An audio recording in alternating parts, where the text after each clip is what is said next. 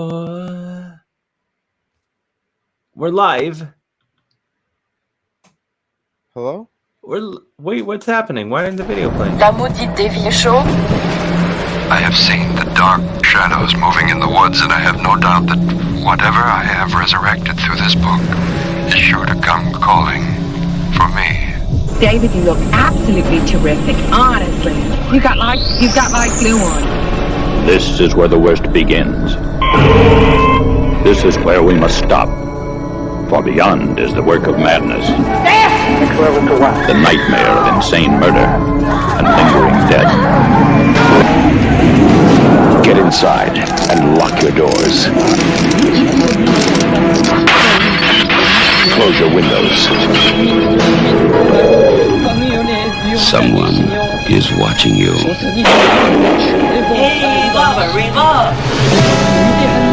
Someone is waiting for you.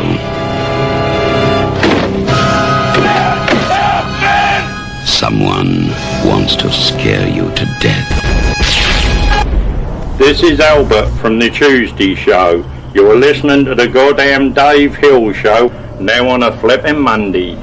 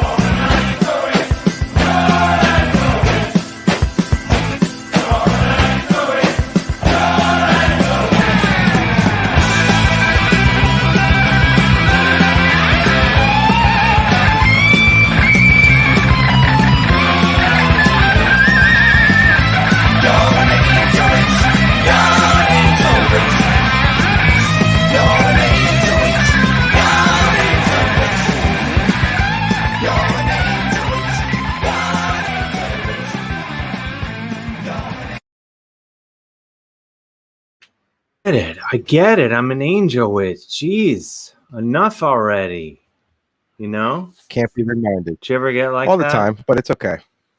I roll with it. The thing that I don't thing I don't get about Angel, like they're singing it like it's a bad thing to be an Angel Witch, but they named their band Angel Witch, right? So it's got to be a good thing to be They an Angel realize Witch. there's a power in it that, they're submitting to it to the point where they have to subject themselves to the Angel Witch as a burden almost, maybe. I don't know. I guess so. We got to get to the bottom of this.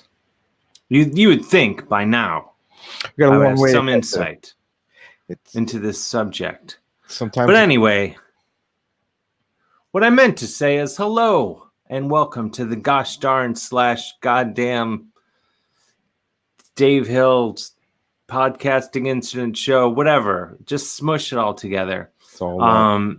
Yeah, just I am in an unmarked van. When I actually thought of this tonight. Anyway, thank you for joining us.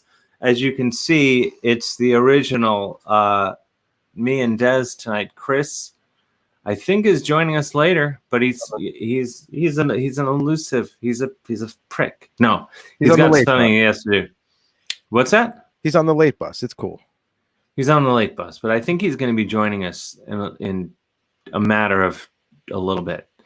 Anyway, we have a really incredible, as always, an incredible hour and a half of good radio, good times, Facebook, Twitch, YouTube, whatever format you're listening on iTunes later, whatever.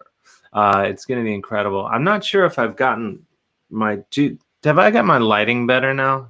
I don't want it to be too much. It's not so harsh, so it's pretty good. The shiny map behind you kind of reflects a bright light over your shoulder, but that could just be good fortune. I don't know. It's good fortune. Yeah.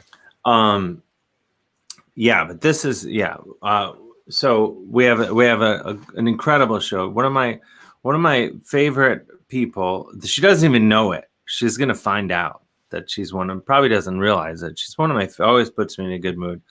Excellent. Chemda Khalili, or Chemda as she is known normally. I don't really nail the pronunciation as well as her co-host Keith Malley does. She's one half of course, one of the greatest podcasts of all time, Keith and the Girl, one of the I would argue OG podcasts, one of the longest running podcasts before. I was doing a little homework, and I think it goes all the way back to 2005. It does. It goes exactly back to 2005. All the way. And I was thinking about this. I don't want to waste this on you, Des. I'm gonna save this gold, but I'll just say it now anyway. Thank you. I remember in the early days of podcasting, this guy sent me he's like, hey, check out my podcast. And I was like, what is that? Uh-huh. And he's like, you listen to it. You can listen to it on your iPod when you're walking around. And I was just like, what are you talking about? That's insanity. Don't ever contact me again. This guy. Yeah. And now look at it. Now you have Joe Rogan.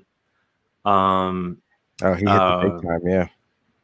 Yeah, I was gonna be smart and make some comment about him and his listeners, but I'm just gonna let that float on down the river because I don't want to screw up my chances of one day being on the show. Sure, you never know. Life's funny. Oh wow, we're hitting the big time. Someone in the chat want to become famous, buy followers, primes, and views on your follows. We're being spammed. That's got to be good, right? That means we're doing well, right? We're getting spammed, getting noticed. Moving up. That's a good feeling. Getting spammed. And little do they know. Do I want to become famous? I've been famous for months now. This whole time. I mean, come on. Someone commented on my shirt that says Portland, I think, or maybe they didn't. Maybe I just saw them. Someone said Portland, and my shirt does say Portland. Just coincidentally, I grabbed it out of the lawn. It says Portland Rosebuds. It's like an old-timey defunct hockey team. Okay. And did they place a rose garden there? That's a good question. I don't know. 1-1. James, Yes, sir. I want to share something. Before we bring Chemda on. I'm bad at that. Well, I'll discuss proper name pronunciation when she's here. But I want to share with you. This is what happened to me, and this is I was talking to actually Chris Gersbeck earlier and some other friends earlier today, and one of the friends said, "Hey, this story could trigger someone," which is not my intention. Okay. I don't mean it to be a negative story, even though it's shrouded in negativity. I can't wait. But the end of the story, I feel like, is the upside of it. Is what was the reason I bring it up. But as you know, I live in New York City, but I've been hiding out in this tiny little town in northeastern Ohio for a while during this crazy time we're in. And Saturday, I was minding my own business, doing something cool. I don't remember. Okay. And my girlfriend's like, "Hey, Dave, you got to come outside." And I'm like, "What? I don't want to come outside. I'm doing something cool." And she's like, "No, you got to come outside." And the house that we're in is right on the lake, right on Lake Erie. Like you could throw a rock into Lake Erie from I'm not even that good of a throw, and I could do it. Okay. And so she's like, "Get out of here." So I guess they have these things like Trump supporters have, like, they get all their boats and stuff, and they go down, and so they got a permit, and a bunch of them got together, a few dozen of them. They claimed there was 300 boats. I watched, it was not. Okay. And they go, so they're cruising along the shores of Lake Erie, right in front of the house where I'm staying, with Trump flags and American flags, and then of course Confederate flags, because we're in Ohio, right, just a few hundred miles away from the South. Yeah. And so I went down ostensibly to laugh at these people and head back to the house. But as soon as I saw the Confederate flags, I just like, oh fuck, it's basically like a Klan rally at sea. And so I started, just because we're right on the water, we're right there, I'm just like, fuck Trump. I'm just yelling fuck Trump, right? I'm not saying fuck you, right? I'm just saying fuck Trump, right? And so then they hear me, because I'm literally right there. They can see me. I'm standing there with my dog. I've got a mug of coffee, and I'm just, relaxing on a Saturday, yelling fuck Trump, and they're like, fuck you. And they start calling me homo and faggot, like, over and over, repeatedly. Right. And then this guy on a jet ski comes really close, like right up to the shore. And he's like, you faggot, I'm going to pull over and get off my jet ski and come fight you. Okay. And so I'm just like, do it. Come fight me. Come fight me. Because I know he wasn't going to. Right. And nor would I have, because I don't want COVID-19, and I don't want my dog to get involved. Sure. I would have gotten off. And, never get in a fight when you have a sweet dog with you. Cup of coffee. So he's like, no reason. Yeah. I'm just, so he's like, I'm going to get off this jet ski and come fight you. And I'm just like, dude, you're a guy on a jet ski. You're in no position to be calling anyone any names. Right. You can't call anyone. I mean, you should never call anyone a faggot, but you should never you're not in a position to judge anyone when you're on a jet ski. When you can scoot right that's away, like being or a scooter or a hang glider or something. Yeah. Well, you're in a position. I'm not against those things. Mm-hmm. You're not.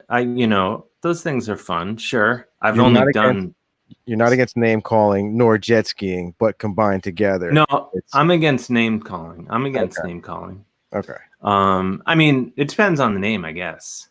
True.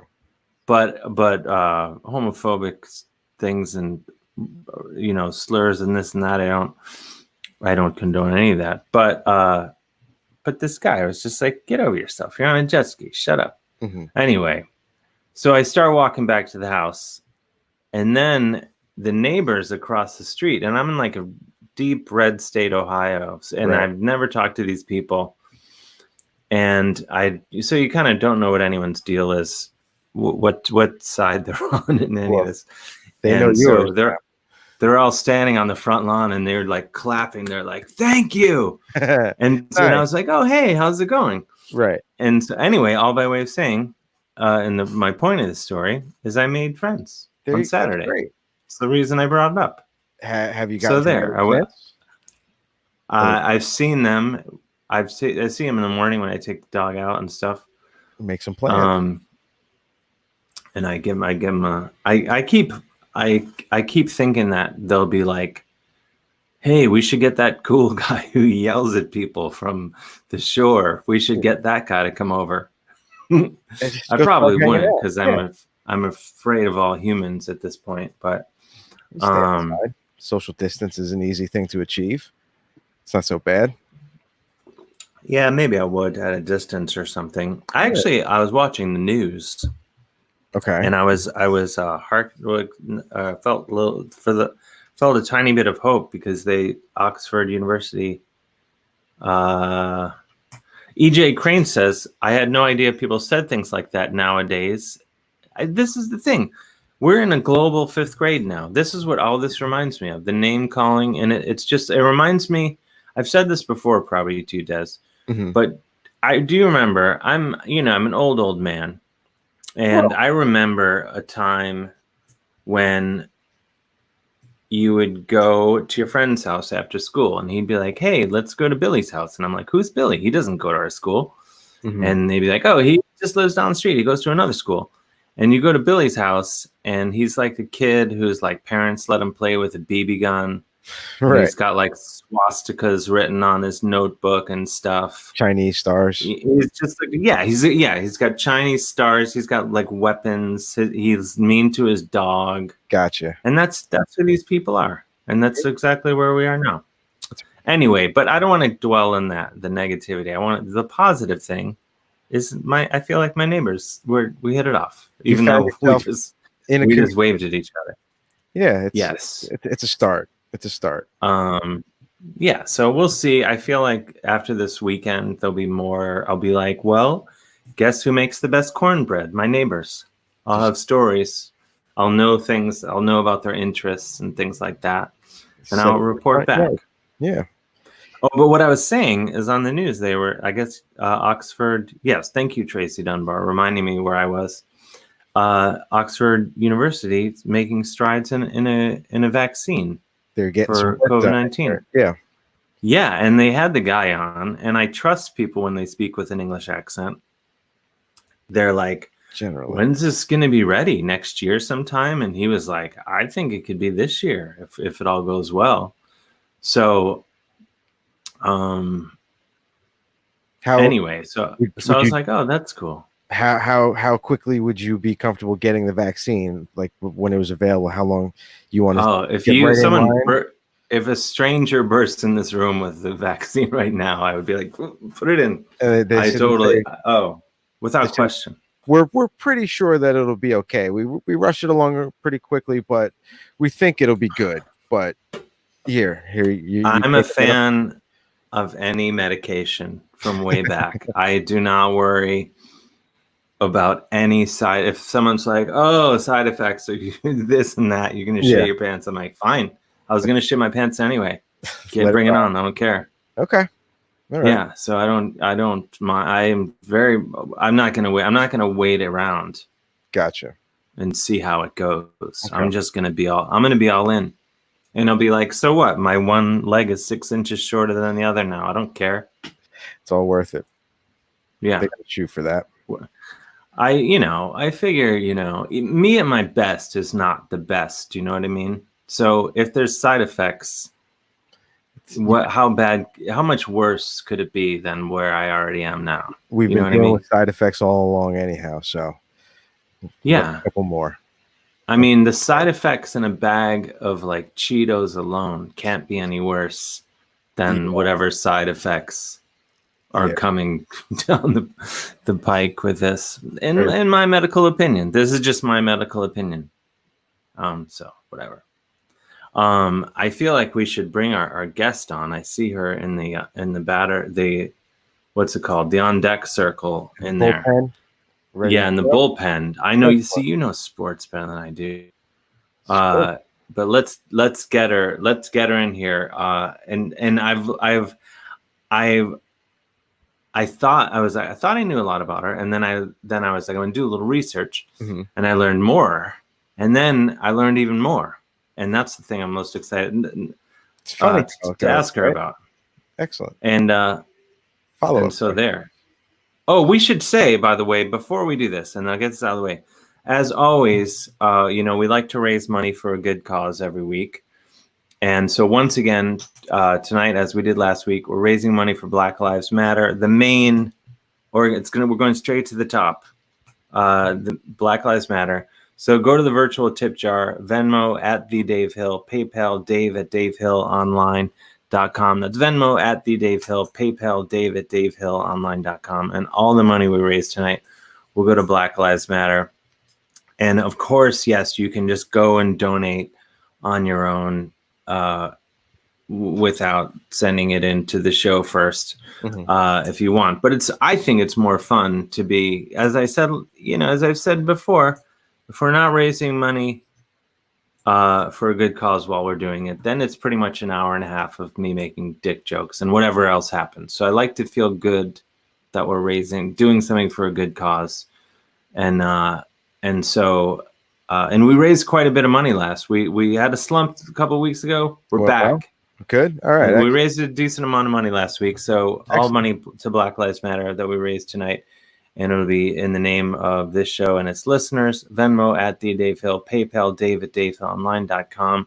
I get notifications, most of them, not all of them, as I learned during this show.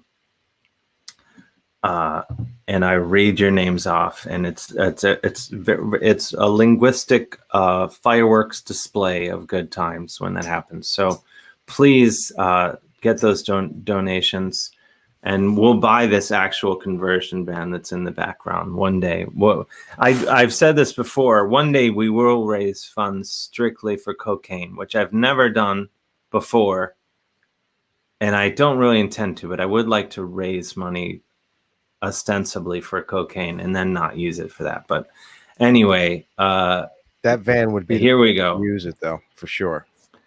Matt Arnold, and I keep delaying. This is the longest guest introduction ever. He says cunning linguist, which I remember Deep Purple. If I can bring up Deep Purple, like the aging white guy I am. It's okay. I mean, I think everyone should listen to Deep Purple, but they made that record Perfect Strangers that came out in the 80s, 86, I think. Okay. And it was like their comeback album. And then one of the songs, they had a line about a common cunning linguist. And I remember being just a pretty young thing when this came out and think, well, that's saucy language. And then I thought, these guys are like in their 40s. Aren't they better than that? But I also thought it was kind of funny that grown men would write those lyrics. And I thought it was, and I really enjoyed the record too. So there you go. They're a great band. So anyway, but we can't go from that then bring Chemda on, but we will anyway. She's one of my favorite people in the world.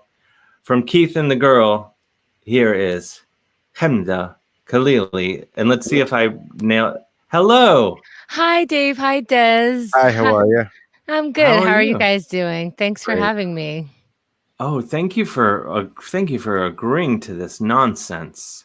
Nonsense is the best, and you have the best of it. It is, isn't it? The best. I'm pro nonsense myself. As Turd Farmer 101 says, "Holy shit, a female." Yes, we've done it. We've had a few. We have, but the problem of the many, and I could speak straight on up until 10:30, of the many problems with this show among them is that right out of the gate, when we have me, Des, and Chris, it's a sausage party before we've even brought a single guest on. Yeah. So we've gotten... here you are taking action. You're proving we're them taking wrong. action. You're We're totally proving them... pro-female. Anyone who yells at Trump supporters like that, not at Trump supporters, you said fuck Trump. Anyone who does that might be a friend to females. Might. I'll take that chance. I think so. I think I am. I'll even go further. I've been flat out terrified of females my whole life. Which I'm not saying that's a compliment, but having 3 sisters and a mother, I'm starting at a place of disadvantage. Just terror. You know, I'm not buying that at all. You just have this guy on a boat passing through and you're like, get out, I'm gonna get you. you turned up the badass so quickly. You're like, yeah, I want you to get out of your boat. I want it now. Well, I just think you have to... Well, I'm not saying everyone should run out there and behave. My point is, when this started, when I say started, I mean when the current president was elected, I committed, because the whole thing that I think Michelle Obama said, they go low, we go high, and I said right when it happened, I said, but I will go lower. I'm here to go lower for everybody. I'll always vouch for that. Yeah. I'll go for the crotch and the knees. While everyone else is going high, I'm going absolutely low. At a supermarket, there's a shelf that everyone needs to reach. So reach for yours. There's a shelf there. Yeah, thank you. You'll get the good cereal, but it'll be in the cheap packaging. But that's pretty good. Save some money. Oh, yeah. That's what getting low. I went to the grocery store today. And every time I go every few weeks, and then I spend the rest of... Oh, no, you're the guest. I'm not going to spend the next 10 minutes. I probably will. But I spend the rest of the day feeling like, okay, now I've got it. I've got the virus. I was definitely doing that in the beginning. It's kind of like what it sounds like when someone gets a new baby. They're all delicate and precious about it. I used to walk back into my house like I'm about to do surgery, just hands half up. Oh yeah. As if the germs are not, like, oh, maybe if I put my fingers to the sky, the germs will go in a way that, or maybe it's reminding me not to touch any furniture. Yeah. Yeah. I'm a little more lenient now, but I heard that the surfaces aren't the concern that they thought it would be. So that's the good news I'm bringing. That's not news at all to anyone. No, that is true. I used to be so, but today I took some mail in, and then I couldn't remember whether I washed my hands, and I rubbed my eye, and I was like, I've done it. So the rest of your day is shot after that. Yeah, completely. You got to take a COVID nap, COVID cry, whatever it does, whatever you need to do, get it out. I might have a COVID cry. I don't know if I'm capable of I did have a thought today where I was just like, oh God. I have that thought every day. I was just like, oh God. That's quite the relationship with the Lord you have there. Oh God.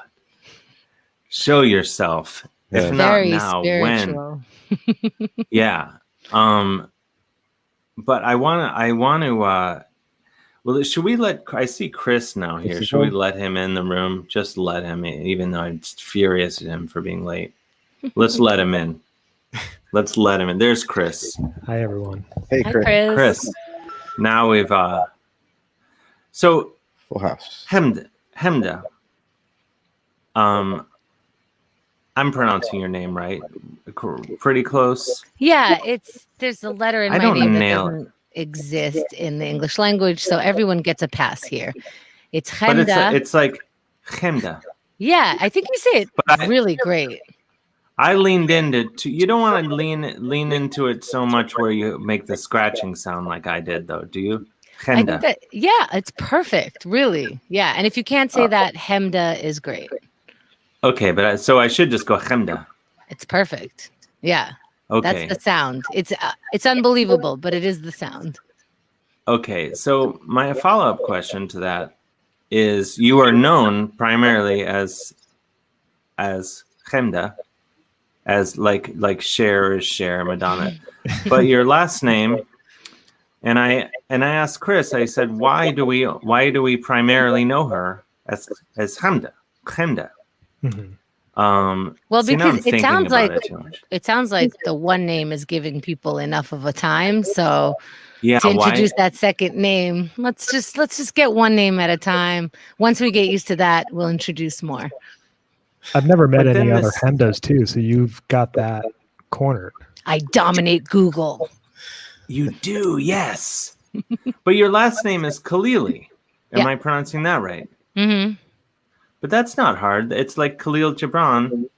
Yep. And then you add an E, another E sound.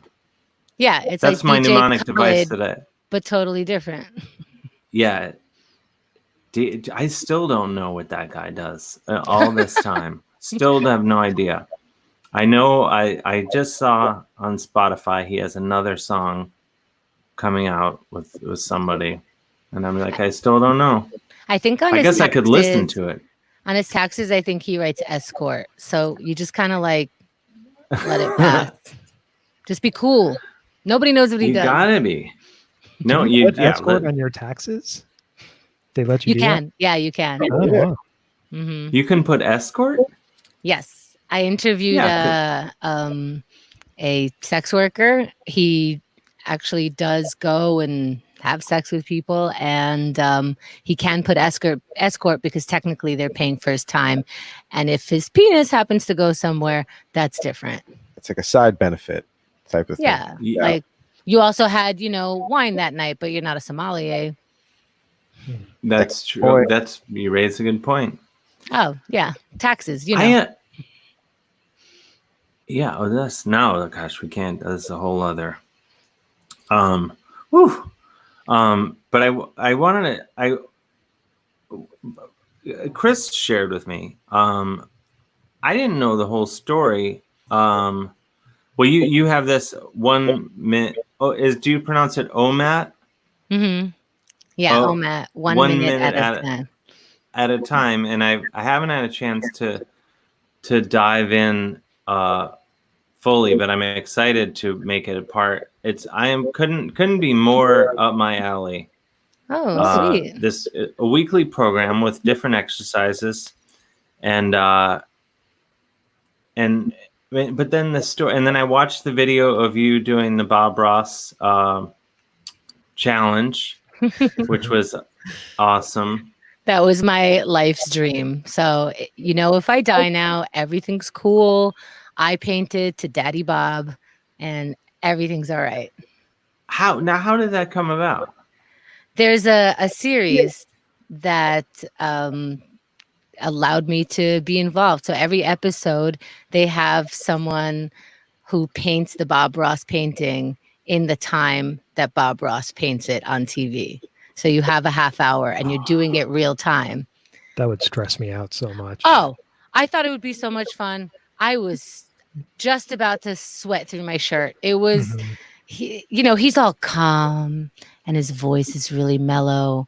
And you could put a happy tree on the right and you can't do anything wrong. And I'm like, I think I'm doing something wrong. Oh my God. His trees don't look like mine. By the way, that's how I paint. I don't know if you could see me punching. Yeah. I love, but you're painting, and people can watch this on the internet. They can search this out. But I thought I really liked your painting. Thank you. I would, in many ways, I liked it better than Bob Ross's painting. I'm not afraid to say that. That's why you're my best friend. In the world, in the world, in the universe, in the atmosphere, in yeah, totally, yeah, and beyond. It was so, yeah, but yeah, I really like the painting because Bob Ross should be like, it's very nice, but yeah. But yours, I was like, that tells a story. Oh, that's a new way That to tells. compliment. That tells. No, I Well, think it really did. his paintings tend to be very forgiving, so I was very glad about that. Oh, I really liked it. Thank you. Where does that painting hang that you finished? Is it in your home?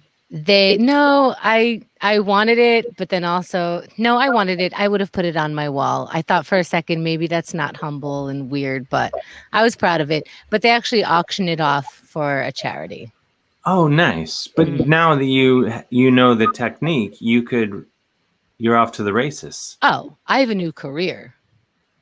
Oh, totally. Yeah. I mean, course. you probably could. I'm sure someone else has already said this to you. And if you haven't already thought of it, you could probably just keep cranking these out. Yeah, the Chemda Babras, it's like cover bands but painting.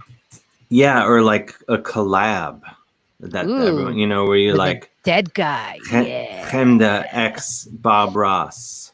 Ooh, you put an X in anything, and I think it sounds badass and cool. So you're on. Everyone loves it. Yeah. Everyone loves it.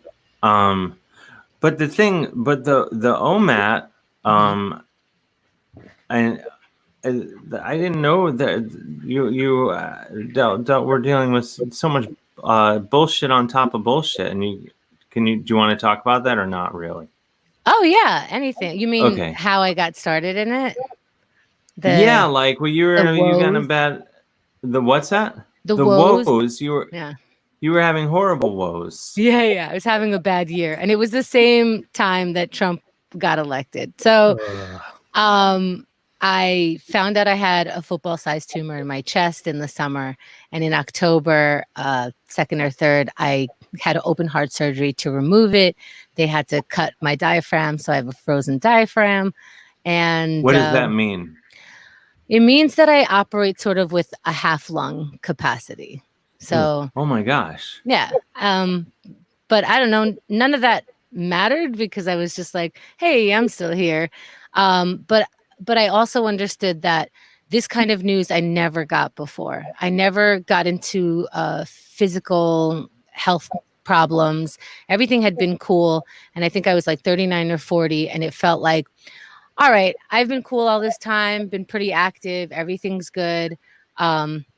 Maybe it's my turn to have a little bit. That's fine. But I'm very nervous that I'm going to turn into a really bad patient, which I think you can do pretty easily. You get impatient with the way the whole system goes. You have to go to doctor's appointments. You hear bummer news all the time. Doctors don't have a bedside manner. And I was afraid that I'd get antsy. I had to take time off of work. So I started looking up how to be happy. I sincerely started to make sure, because what I tend to do is something's bad, everything else starts coming in that's bad. As soon as I notice one thing that's bad, and also this thing is bad, and also that thing is bad, and why do I even get out of bed? And so I thought, if I just do that with regular everyday things, I might have a hard time with a tumor and not come back from it. So I started researching how to be happy. And then when I got out of my open heart surgery, about a month or actually 2 months later, I found out that my husband at the time was soliciting women on Craigslist and in other spaces, and had built a relationship. And I don't know how physical anything got, but I found emails and stuff, and it was very explicit. And so that was another cycle, and work was hard because I was out for 2 months and there was a lot of chaos happening. So I went on a 10-day meditation retreat. I visited Hare Krishnas. I did a labyrinth. I went to Al-Anon. I heard TED Talks and interviews and read psychological books. And that's how OMAT came. All these exercises were the things that kept coming up in people who live rich, really happy lives. And by rich, I mean just satisfying, happy, content lives. And those exercises that are part of OMAT are the most essential, the ones that come up all the time. They come up in Buddhism, in, the how to be happy of every version. And I thought, when you're feeling a certain way, you can't do it. There was there were certain times where I just couldn't take the next step. I just couldn't do anything. And I had convinced myself to do just 1 minute of something to get me to the next 1 minute of something and the next 1 minute of something.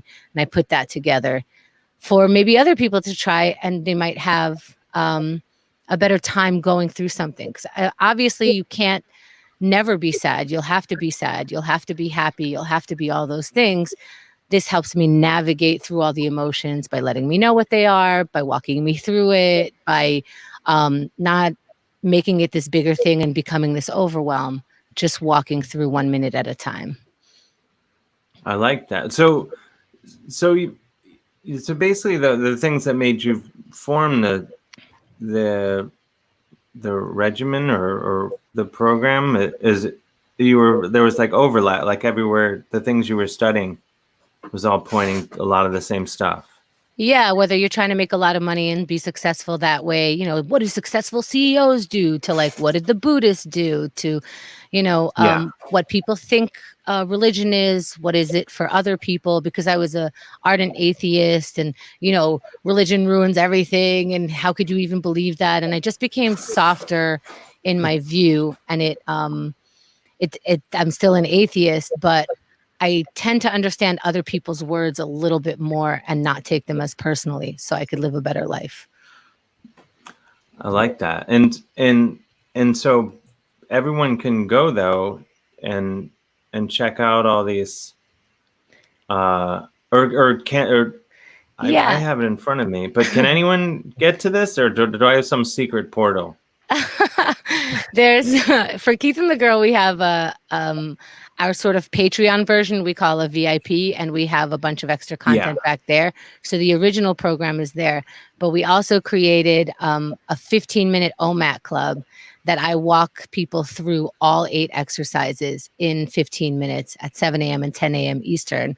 And then next weekend, I'm doing 13 back-to-back OMAT clubs every hour on the hour that's free, that anyone can join. Oh, wow. Where you could do all That's 15 amazing. exercises, no matter where you are, in what country, in what time zone.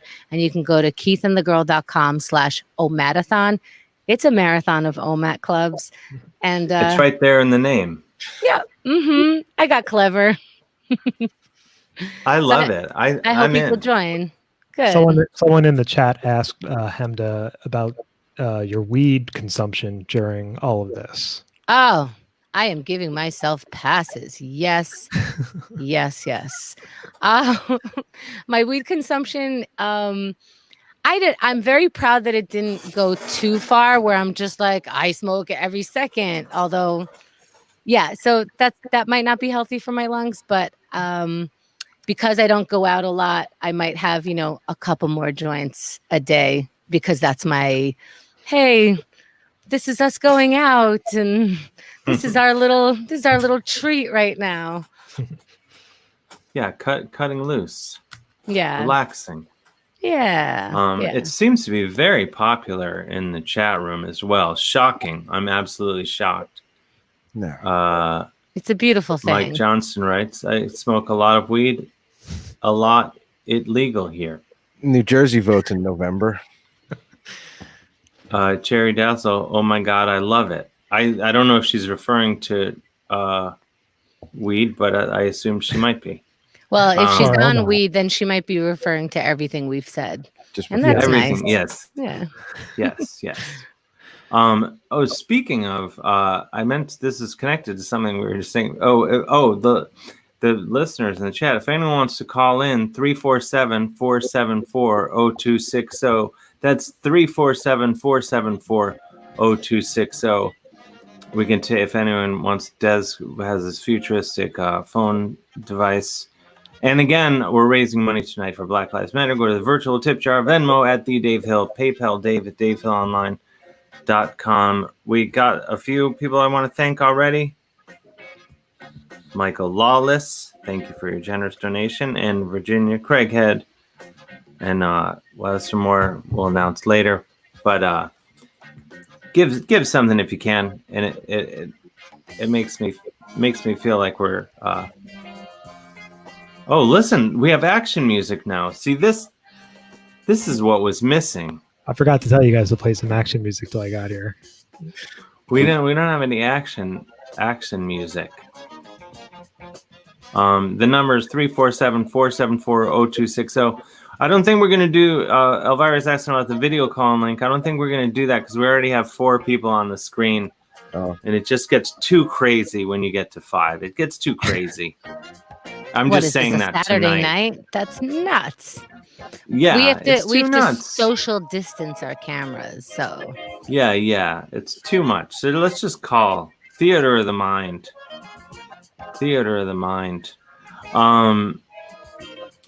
And so where Chris, can you turn the music down a tiny bit, or I'll fly into a blind rage. This is why I need OMAT. Will it help me curb my rage towards Chris? it'll at least let you get to know it enough to see if maybe you want to fly into a rage, but you'll have the choice. Mm-hmm. You have to have some kind of outlet, and I'm happy to be that outlet for you. Aw, Chris, you Just guys. a punching bag. No, I shouldn't fly into a rage. We don't have the chicken cam either. I feel like Des may be going to get a chicken. Chemda, we sometimes have live chickens on the show. Of course. Because that's I what appreciate we it. have to offer. Mhm. And when we don't have the content, we have chickens. Chickens, we're not there. What's that? Chickens are sleeping. They put themselves to bed at like 8 o'clock now. They're out of here. They're done for the day. They go Well, home. maybe they haven't heard the music that started this party. That could get them going. Oh yeah, Definitely could.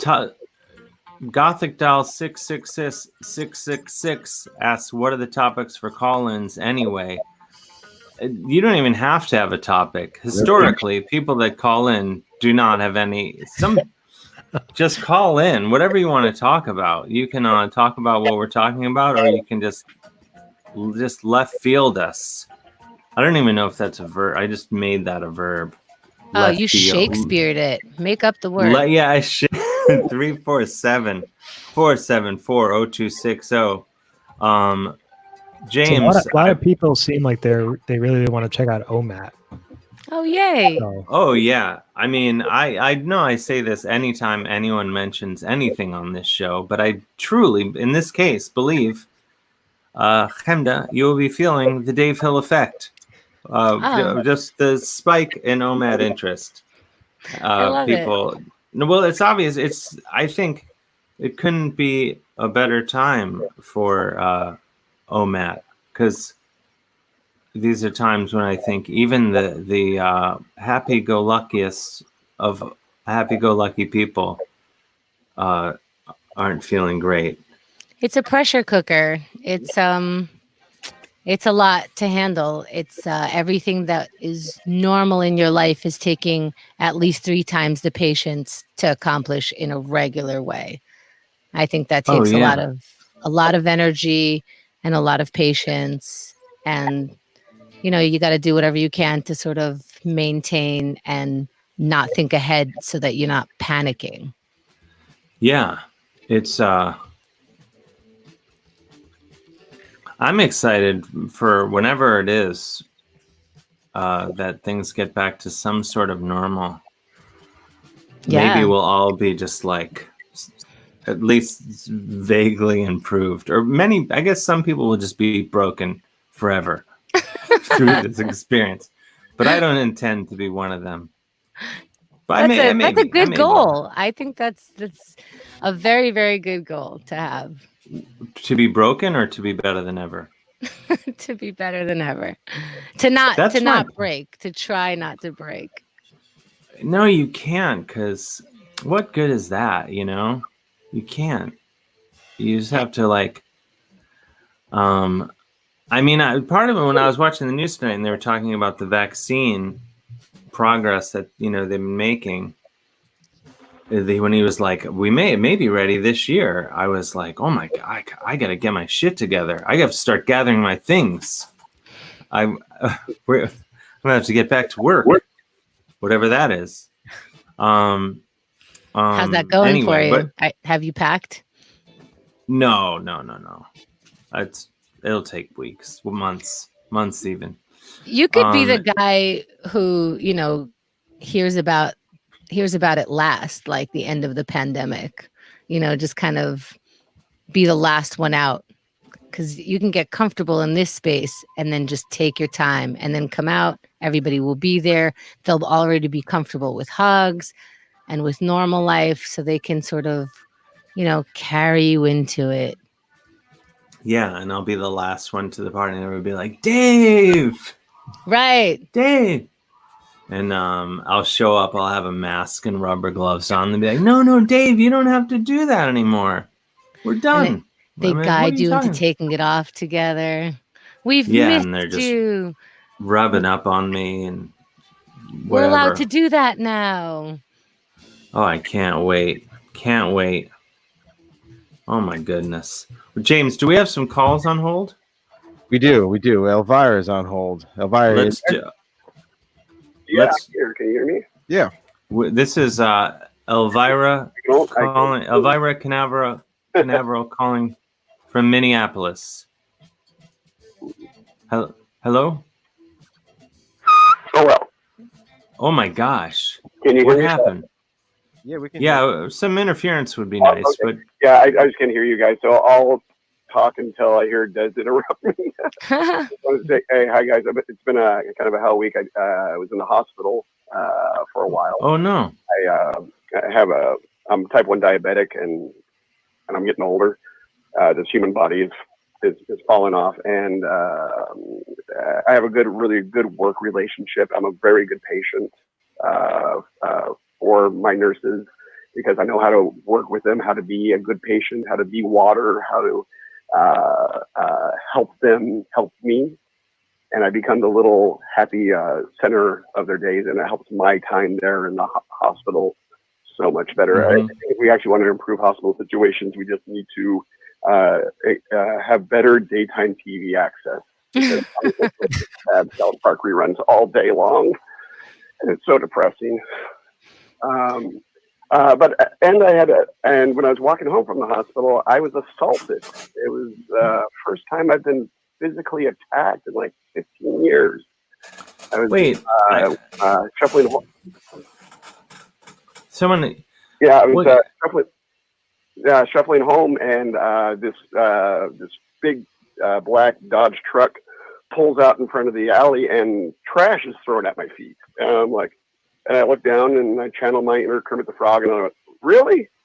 And this guy in the truck just looks at me and goes, "You want some, bitch? You want some, bitch?" I'm like, "No." He's like, "Oh, I'm going to give you some, bitch." And he gets out of the car, and I'm like, what is going on here? And there's a woman screaming inside the car going, "He's an innocent guy!" And I think there's a child in there. I'm like, "Hey, man, calm down." And he's like, "Here's some, bitch." And then he swings and hits me in the left side of my head, right against my ear. And it didn't hurt at all. And I just looked at him. And I'm like, really? What do we do now? And then I realized that this was the closest thing I've had to human touch outside of my family. That didn't involve a mask. And what amazed me in that moment is that I could see his teeth, or what were his teeth. I've actually revised the police report a couple times describing his teeth. They were first just described as Nicorette gums kind of going down a frosting vortex.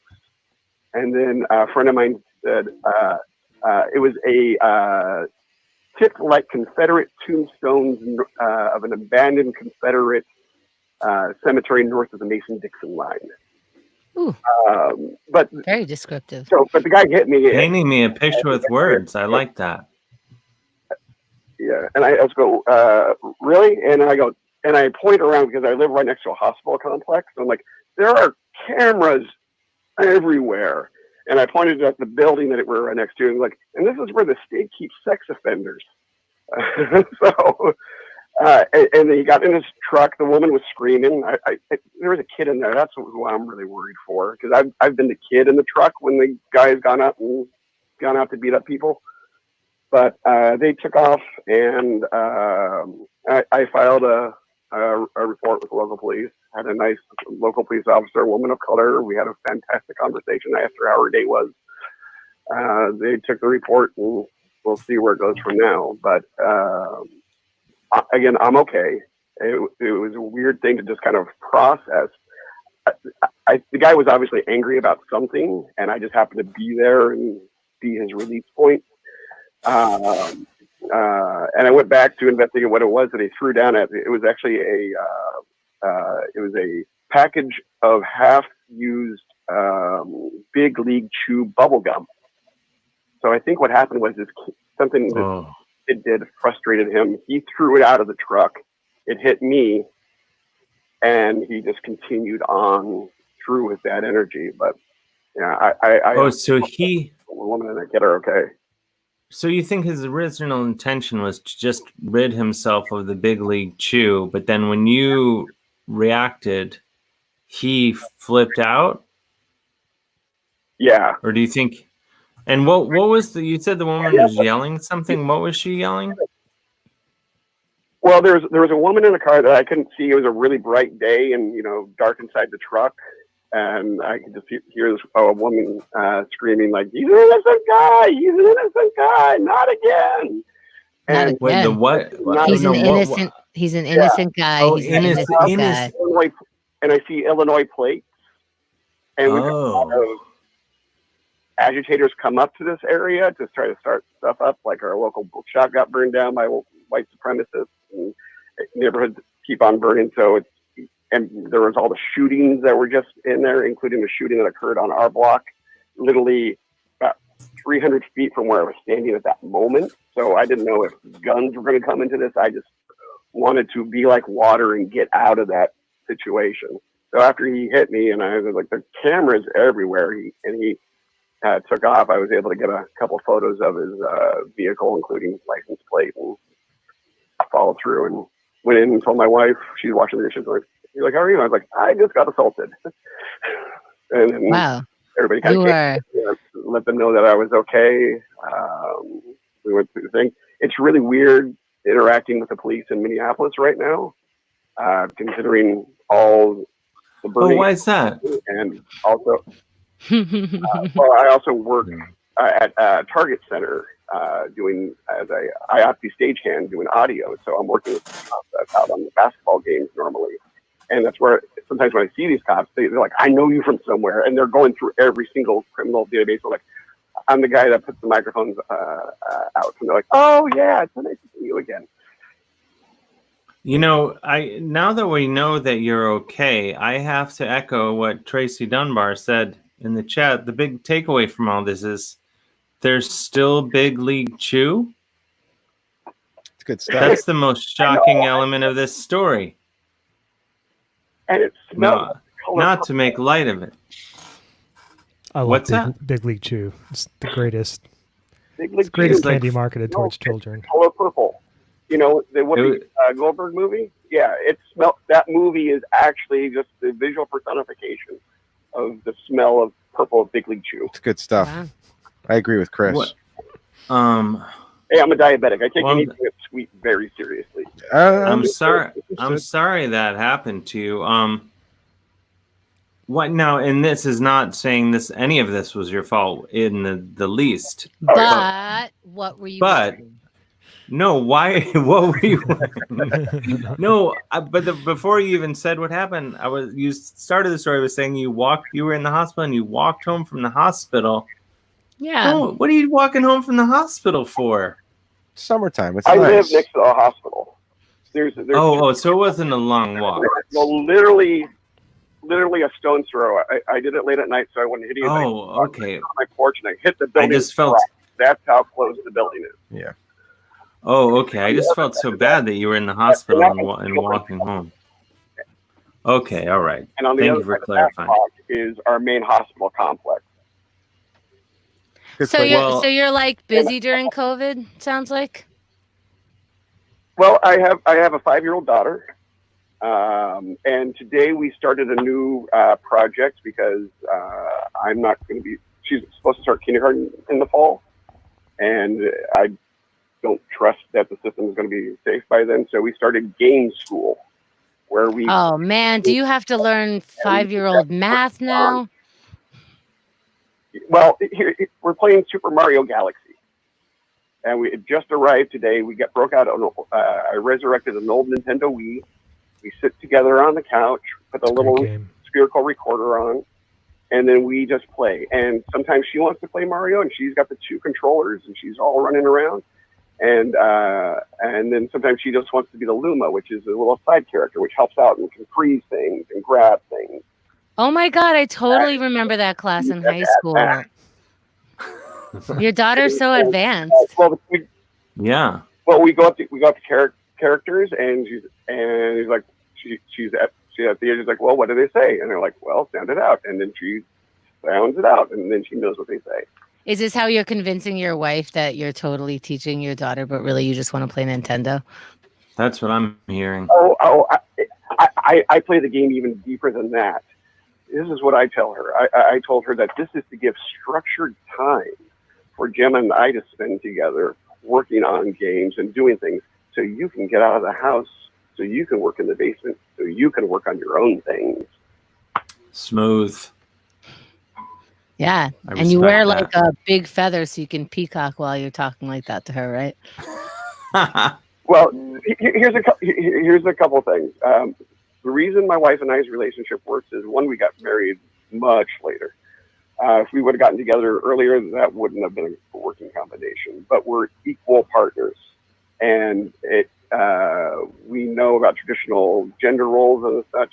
I myself am non-binary, and with my relationship with her, I was able to come to terms with that, because I didn't want to make my expression harder for somebody that was in a much more difficult situation.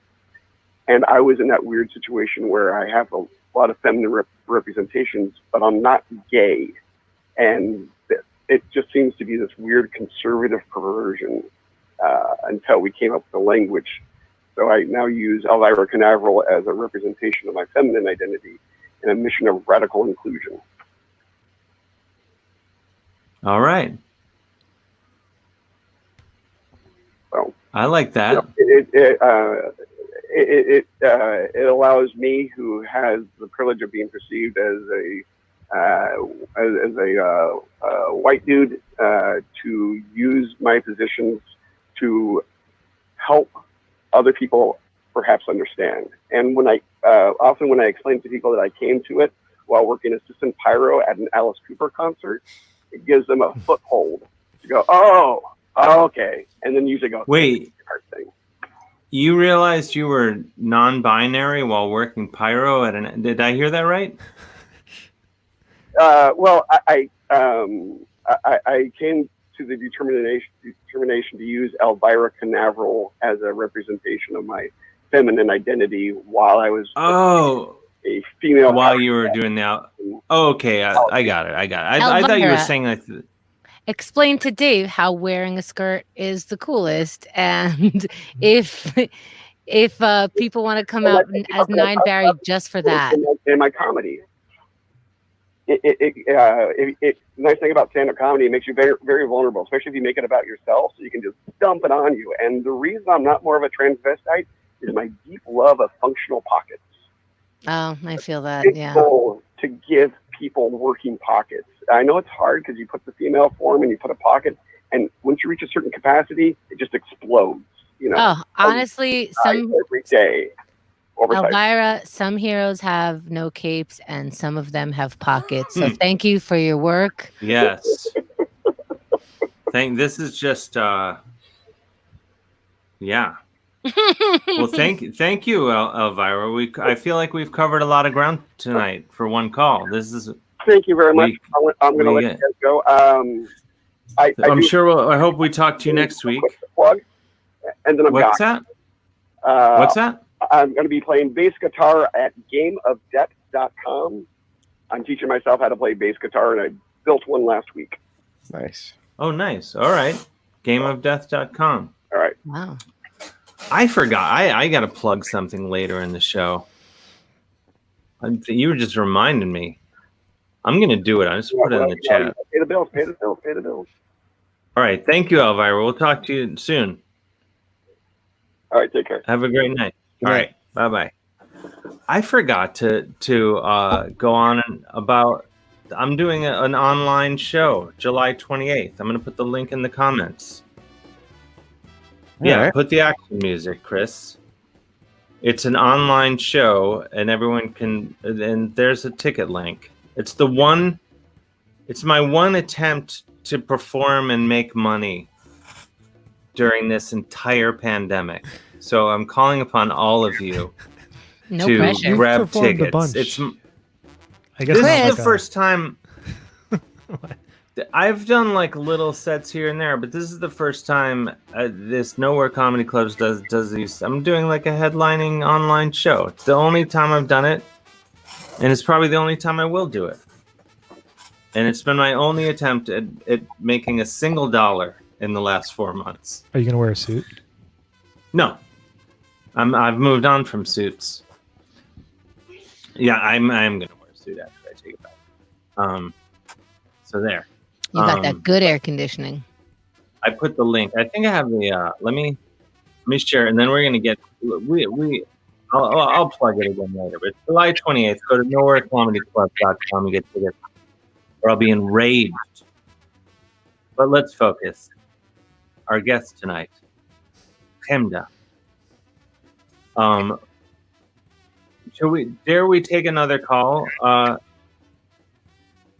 Do we still have a call there? Yeah, Jimmy, are you there? The pride of Carney. Yeah. I feel like this. Hey, Dave. I feel like you'll enjoy this. Hello. Hey, Dave. How you doing, man? Hey, Jimmy. How are you? You're on with me and Chemda, Yes. and Chris, and Des. Hey, Jimmy. Hey. Hi, Chemda. Hi, Jimmy. How are you? How are you? Good, thanks. Hey, Des. Hey, Chris. Hey. Talk, Jimmy. What's going on? First, I'd like to congratulate you on speaking truth to members of what would be the modern equivalent of the Know Nothing Party. Oh, yeah. I'm proud of you. Thank you. I can't help it. Plus, it is Saturday. I didn't have much going on. If I had been there, I know you would have got jammed up with the dog, but I would have right crossed the guy. I would have stepped into it too.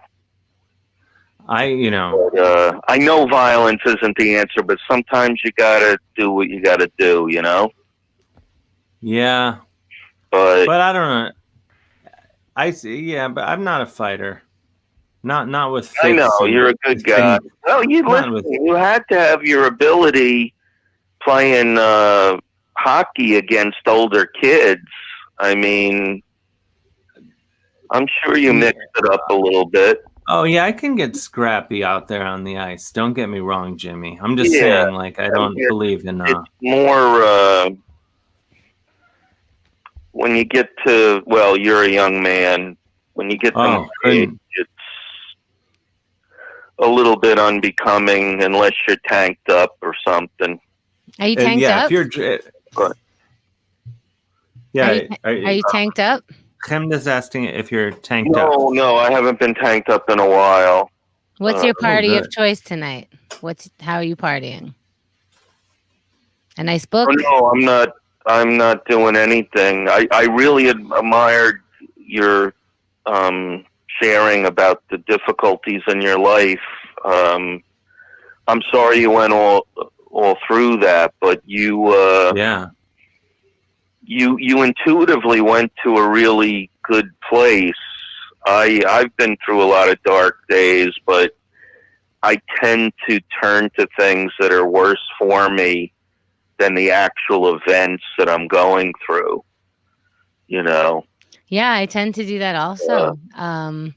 It's 2 cases of Amstel Light. Oh. 2 cases of Amstel Light.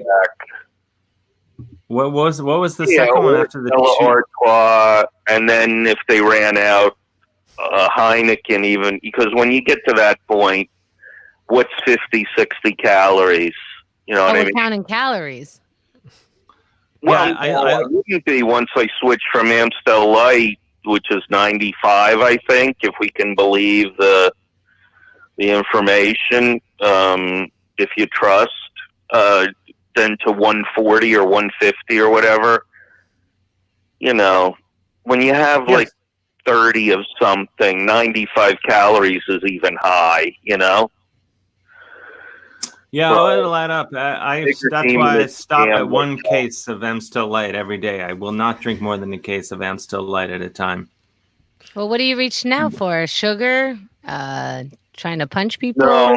Unfortunately, the thing that's helped me cope for the last 7, 8, maybe even 9 years is Klonopin, which has been. It's not the thing that opens you up like to a whole lot of spiritual stuff. It just kind of makes the pain of life go away, you know? What's the pain of life? But I'm titrating down. What? I'm down to like 20. I'm down 25% of my long-term dose, and I gotta cut down more. But who's deciding your dose? You know. Yeah. What? Can you not hear? Chemda's asked some great questions, and you keep.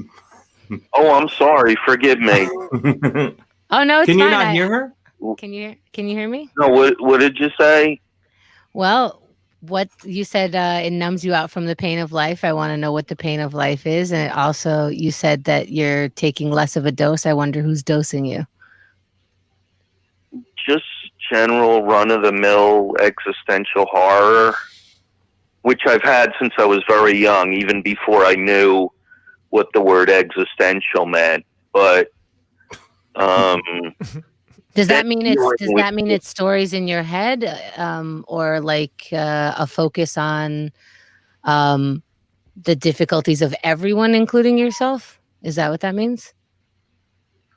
Yeah, I mean, I focus outward on the sadness of the tragic sense of life. What do you like about that? I was a litigator. I was a labor and employment litigator for about 25 years. So I felt like I had some small control in pushing society forward. I practiced a lot of anti-discrimination law and stuff like that. Then, because of my demons and loss of my mom, I lost that gig. No criminal charges, no criminal activity, just borrowing money without telling people. Oh, there's And another word for that, but okay. Misappropriation of funds. Yeah. So you're white? Is that what you're telling me? It's not embezzlement. Go to Cape Verde or some stuff, you know, when you just hang out in Kearney and you dipped in and you put it back, you know, it's still not a good thing, but it's, you know. Oh, loose interpretation. Wow. Well, that's where they were. But Jimmy, you've paid your debt to society, though. Oh no, I got the death penalty for my career. I still believe I need to redeem myself. Well, that's what I meant. You're no longer able to work as a lawyer. Yeah, you can't even be a paralegal in New Jersey, which I think is a little overreaching, but I accept it. You know. How long has it been? Yeah. I was disbarred in 2017. I was suspended in 2015, and my business started falling apart in 14. So I've been out of the game for a while. What do you love the most about being out of the game? It's a good question. Not answering discovery, not slogging through interrogatories, notices to produce. Don't miss the extraordinarily tight deadlines. Some days you're getting yelled at by clients, adversaries, and even once in a while a judge. What do you like the most about your life now, the new one? This show, really.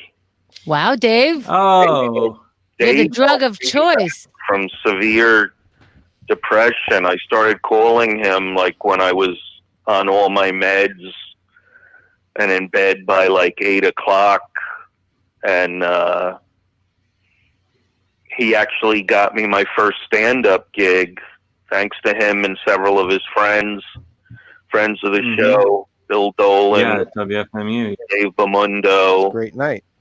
A lot of good people. Yeah, Wow. it was the highlight of my one of the highlights of my life, including, I'd say it surpassed graduating Rutgers and law school and everything. Well, it's the highlight of Wait, Dave's life too. That's a twofer. That's great. Yeah. It made my heart glad. Like, you went to Rutgers? That was my safety school. That's cool. Hey, you know, I hate to say, with my profile, I probably should have been a guy, but wait, now, Jimmy, I hate to interrupt you. I hate to derail what you're talking about, but as anyone has heard you on the show is well aware. Listen, everyone knows you have the voice of an angel. You haven't even mentioned that during this. You're too kind. And I always, whenever you call into the show, I always feel like it would be a shame if we didn't get you to sing at least just a few bars of something before you go. Just if you, there's any chance we would just even a few bars. Yeah, let me just put the phone out a little bit. Don't want to peek. Just get. Yeah. Let it breathe a little bit. It's the Barnum and Bailey world, just as phony as it can be, but it wouldn't. No, did we lose him? Oh, I think that was on me, Dave. I think. I can't believe it. It seems like every time something goes wrong. Oh, Jimmy, if you're listening, I'm so sorry. Well, we can't have everything. That would be too much. I'm so sorry, Jimmy. I don't know what happened. Hard times. It's okay. He'll be all right. He can roll. Oh my gosh. Well, yeah, Jimmy, thank you, and thanks for sharing. If anyone wants to call in, 347-474-0260. That's 474-0260. And please help us raise some money for Black Lives Matter.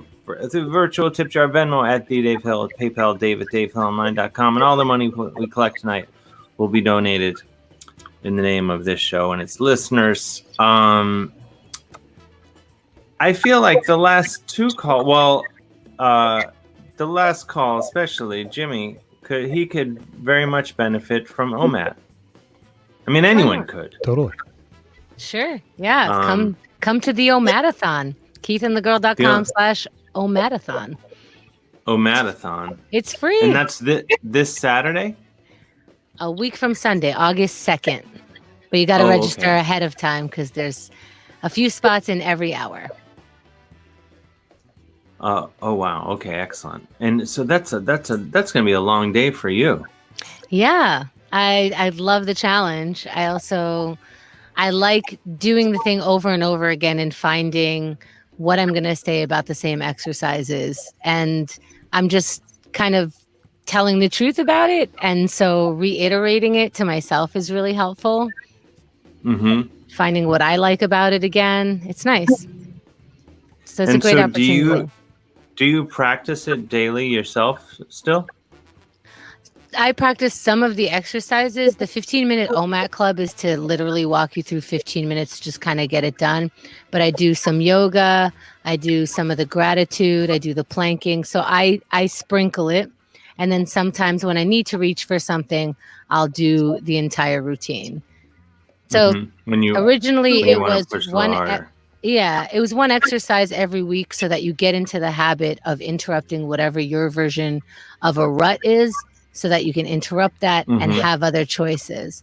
So now I'm able to do 10 minutes of yoga and I'm bike riding for, half hour. So it's just kind of like getting you going. And then it gives you something that you can do in 1 minute every day to say, all right, I was conscious. I made a decision and it was a healthy one. And now I can be a little less overwhelmed. Nice. I like that. So everyone, Chris has put the link there. Thank you. keithandthegirl.com/omatathon. That's right. Sorry, That's I the just link, put right? I put /omat. I know. That's also a good link. Yeah. That goes to the 1 week program. You could so the Omatathon is once every hour, but if you sign up for OMAT Club, you could sign up for a week where you come in every morning, or 4 weeks where you come every morning. So /OMAT works and /Omatathon works too. Excellent. So Chris is not wrong. He's never wrong. He's not wrong. I We shouldn't try to berate catch him. him. We shouldn't do it. I was about to flip out.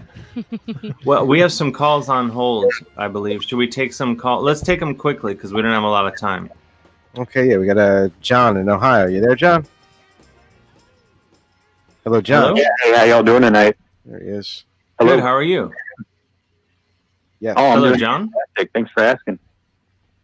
Thanks for calling. Where are you in Ohio? Monroe. Oh, beautiful this time of year. What's going on tonight? Oh, not a whole lot. Kind of unrelated to what I originally called to talk about, but I can personally vouch for OMAD. As you get older, like, it's a little bit harder to keep the weight off, but I felt that switching over to that actually, kind of helped me keep a constant weight, even though, you're getting older and put on weight every year. So I can personally attest to that as well. Yay. Nice. Oh, so you've been doing the OMAD program? Yeah, I actually got into it probably, I want to say about 7 years ago with, can't remember the guy's name. First name's Ori, but it was the Warrior Diet book. I don't know that. Do you know that, Chemda? Yeah, it was like, it's like an Israeli, I believe, but he wrote a book called The Warrior Diet, and it's basically OMAD. I don't know if it differs from the protocol that y'all do, but I'm not giving it a plug or anything. I'm just saying that he was the first person I ever saw talk about it. So. Oh, I'll have to check it out. But Chemda is the best person. Bring it back. Oh yeah, absolutely. No, I mean, I don't want to come on and plug someone else, but it was just my personal experience with it. Is that also Cool. Does that also stand for 1 minute at a time, or is it something different? Oh wait, hold on. I thought you were saying OMAD as in like OMAD. No, we're doing different drugs, but they're close. Do you wait? Okay, wow. That's one meal a day. I'm talking about a diet where you eat one meal a day and it keeps your weight down. Oh, okay. No wonder I was so confused, and I was just going with it. I was a little confused because he said he's been doing it for 7 years, but I put it out. I thought he was accusing you of plagiarism. Oh wow! I was confused. I was like, oh, is this like a universal thing, and I'm not understanding? Oh my gosh! No, I'm glad we cleared this up. This is me misunderstanding here, so comedy of errors, if you will. I was just going. I was like, okay, all right. I don't know what's happening, but well, I like it because you probably cleared it up for somebody else too. Yeah. It's all this. This is perfect. Well, thank you so much, John. All positive things. I like it. You're the caller we needed. Yes. Yeah, absolutely. Well, yeah, I hope that the OMAT with a T works out for you. But I guess I was calling in tonight. I was calling in tonight to discuss something different though, and I don't really know what the viewer base of the show is as far as it's you now. Things. Oh, sorry. Sorry. Oh no, go ahead. Oh no, I was just saying that I'm just curious. Like, I noticed that the show is dedicated to raising money for Black Lives Matter and for I think one other charity, it looks like. But I guess I'm just curious, like, why should me as a white man support Black Lives Matter? Like, I'm genuinely curious. I'm not trying to start a unfriendly debate or anything like that here. Like, I'm just genuinely curious. What have you heard so far about it?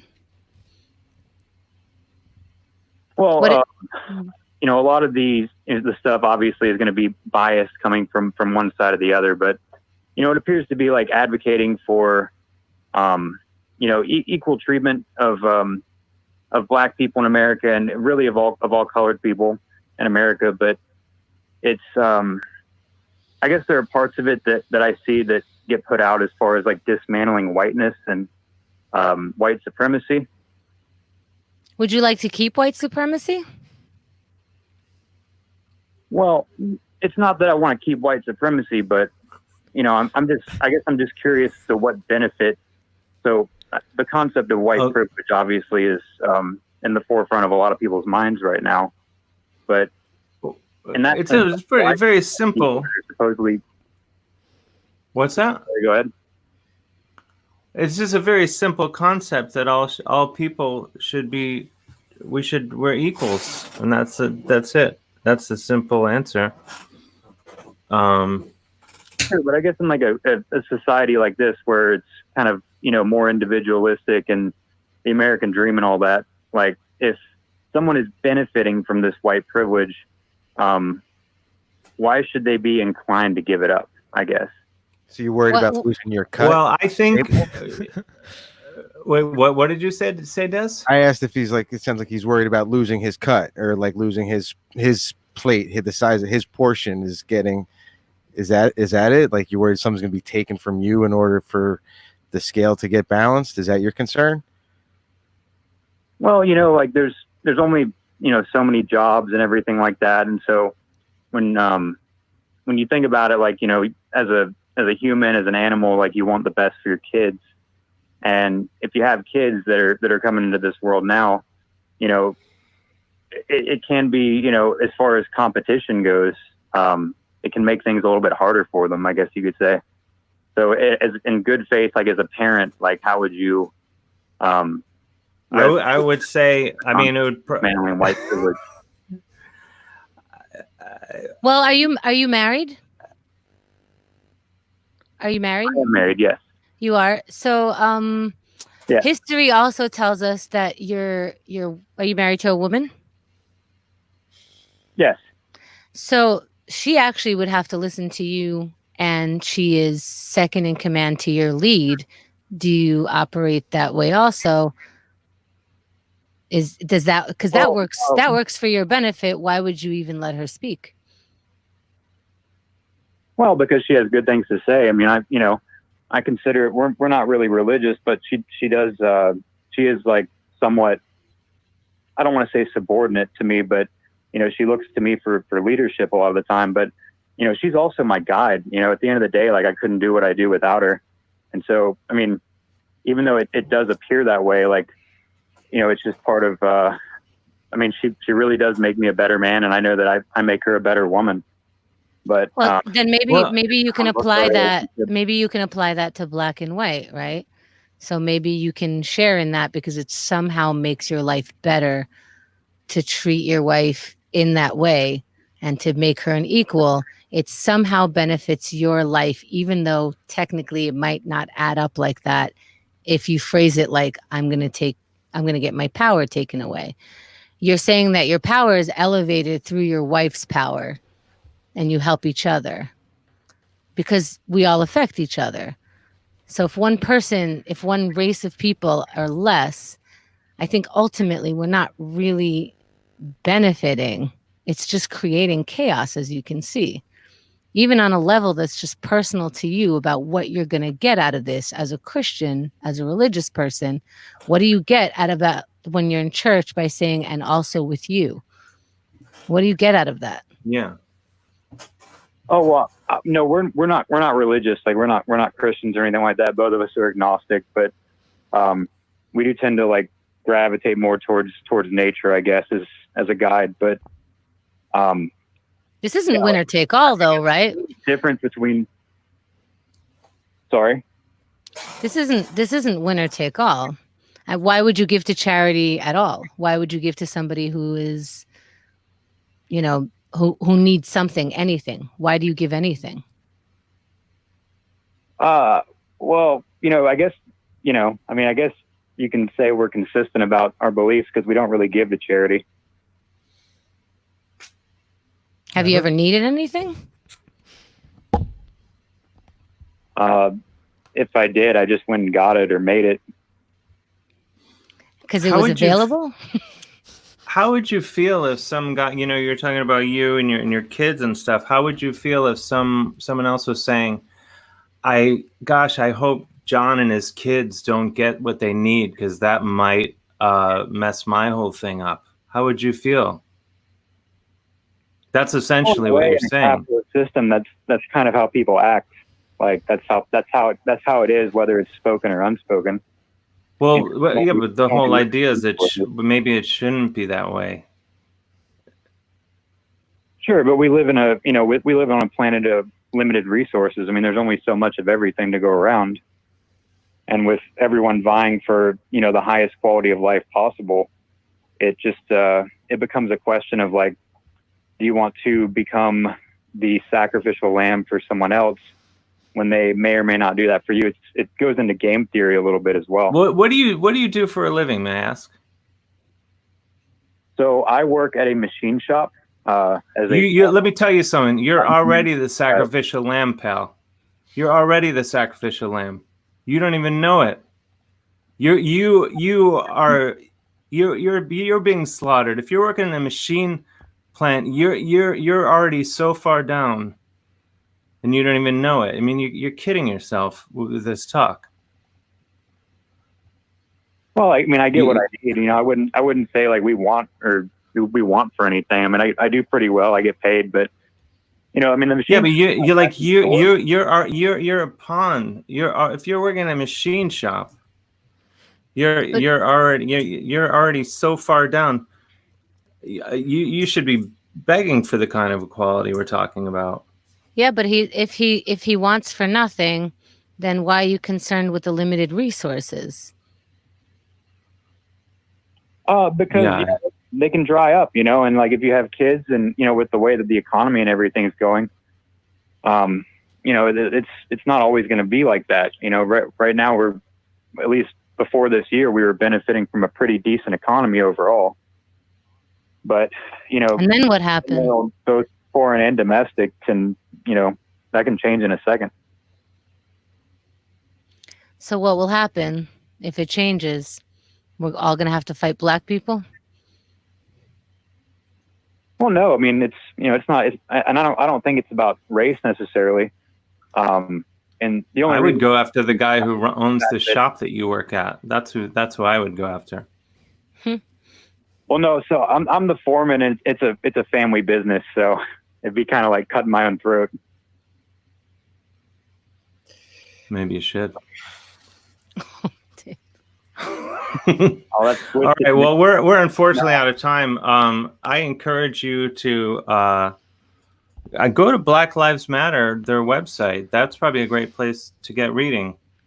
I encourage you to meet a black person. I've been there. I just don't resonate with it. It's like kind of doing my own thing over here.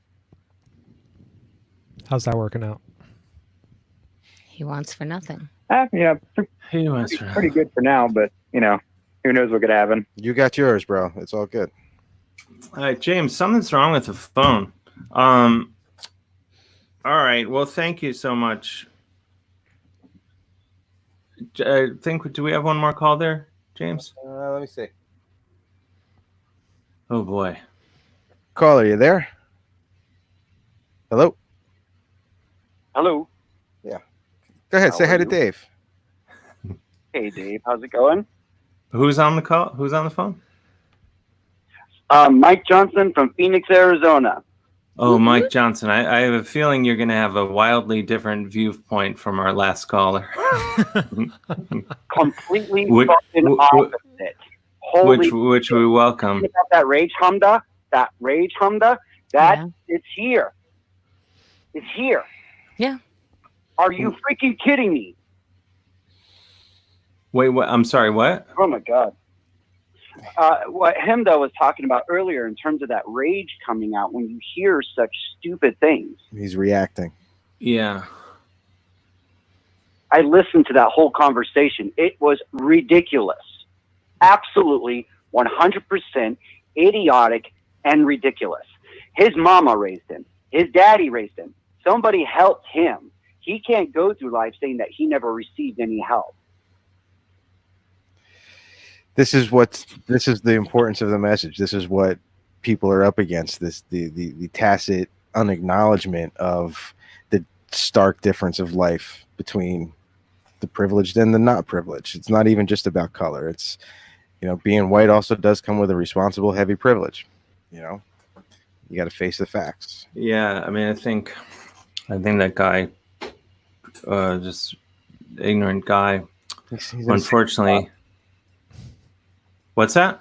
He's in a safe spot. And my children, I look at my family, I look at my wife. I'm not white. My wife is white.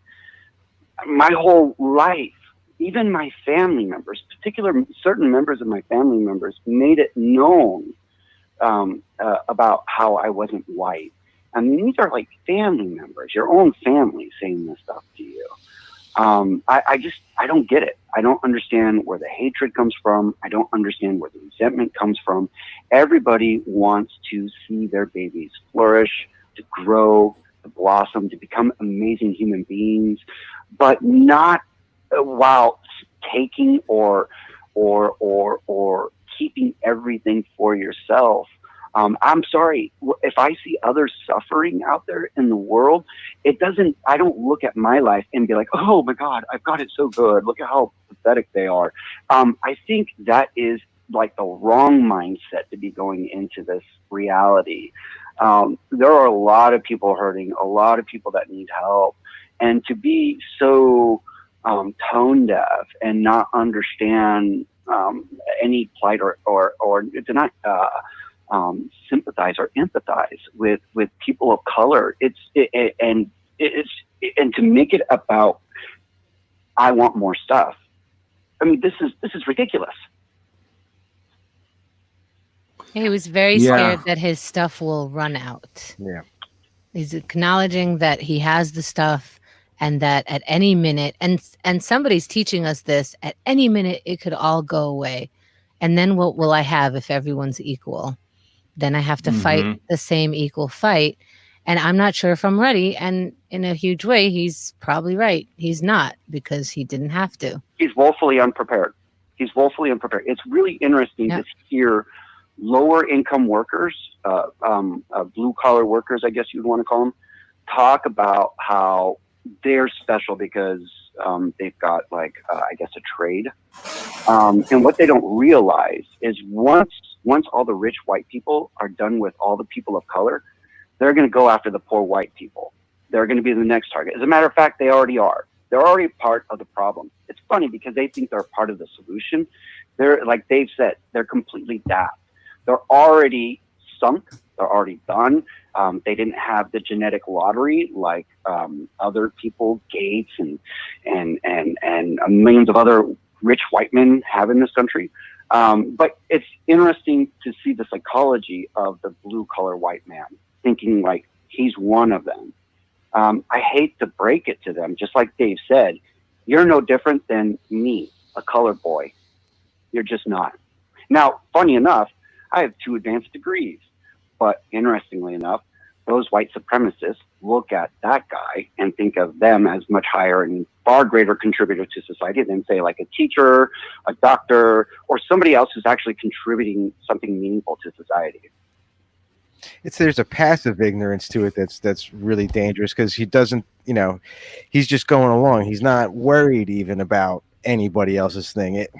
For lack of a better expression, at least the active white supremacist is out there and identifying himself. And this is somebody we got to keep an eye on. But there are countless number of people like John who are just going through, doing their thing, not even considering how difficult it can be to get by. Because they're so concerned making sure that theirs is squared up and taken care of. Well, I understand taking care of your own. I mean, as a father, as a husband, I take that responsibility seriously. But to say that, and not to use this term lightly, to step on people's necks to get what you want and be comfortable about that, what are you teaching your children? Yeah. There's a thing about the the American dream is to be rich, and it's been promised. And so a lot of people see themselves as future rich people, and it's just about to happen. So when people talk about poor or blue collar, or however you want to phrase it, working man, it's not them. It's them temporarily. They'll be right back with the riches. And then that's who Trump is talking about. That's who Trump is going to help.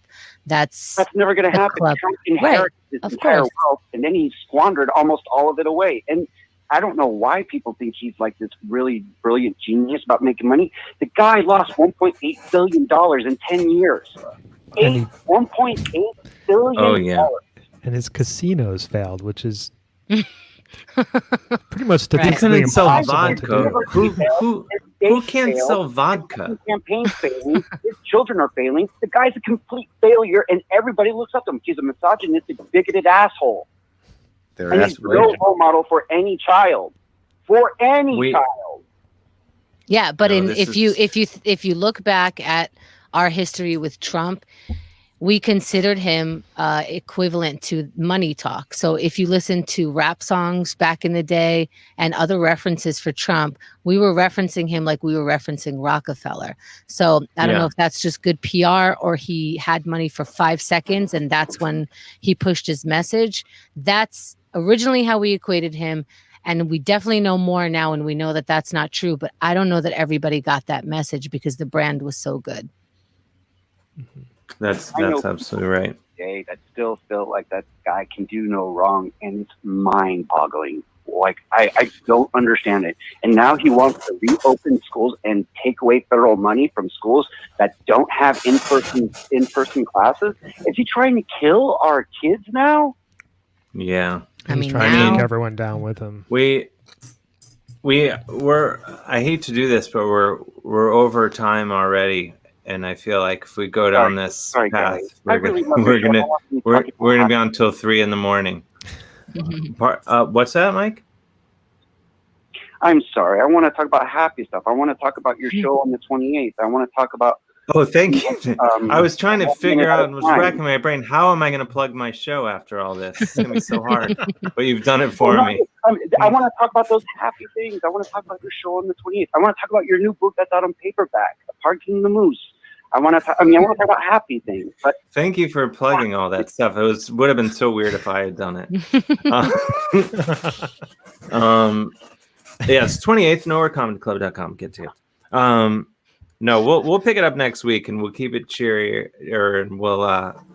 But I want to thank Chemda and everyone. Go to keithandthegirl.com/omatathon or OMAT. I think we all need it now more than ever.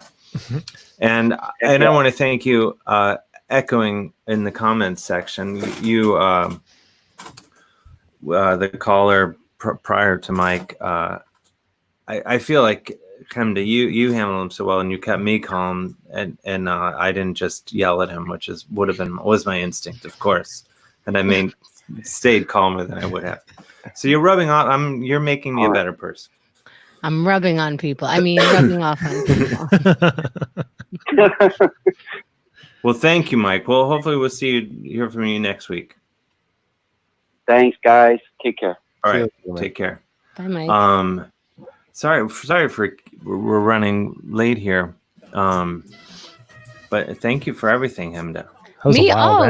That was it was so great. Thank you so much for having me on. Thank you for everyone listening. And I'm gonna do a whole thank you speech, but definitely shut off my mic and raise the music. I appreciate it. It was really fun. Yeah, thanks everybody, and thanks to Des and Chris. And I'm just gonna thanks to Mike. I don't feel bad just putting that ticket link back. We really covered a lot of ground. From Big League Chew to racists in Southern Ohio, we've done it all tonight. Yep. But everyone, I'm the Omatathon a week from Sunday. Yep, August 2nd. August 2nd. I can't believe it. August 2nd, coming fast and hard. No, don't even think about it yet. Except going to a marathon. Yes. All right. thank you, everybody. I'm going to hit the end broadcasts. Thanks, guys. Bye. Thanks Thank to you. everyone. All right. Good seeing you. Here we